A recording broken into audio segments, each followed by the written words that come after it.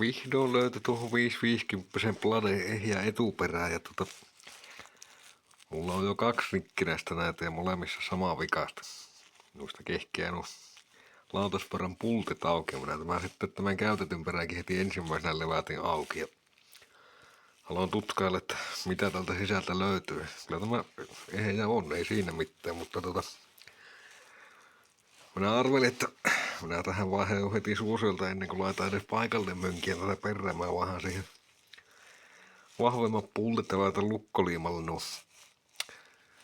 Ja mä yhden tuosta kerkesin irrottaa noita pultteja ja se ei kyllä niinku tuolla pulttikoneella ollut muuta kuin surattaa auki. Niin katsotaanpa miten nämä muut sanoo.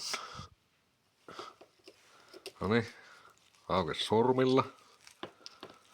Entä seuraava? Aukeaa sormilla. Tämä ei ollut edes yhtään kiinni, sitä tarvinnut olla aukassa. Samoin tämä. Tämäkään ei ollut edes ollenkaan kiinni.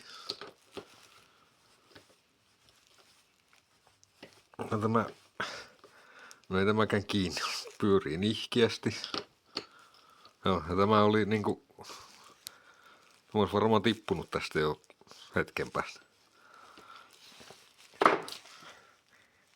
Elikkä näitä ei ole olemassa kuin kahdenlaisia periä. Niitä, jotka on rikki, tai niitä, mikä ei ole ihan vielä rikki. Tarkistakaa nuo pultit. Minä ainakin laitan nuo 10.9 pultit ja lukkoliiman kanssa kiinni.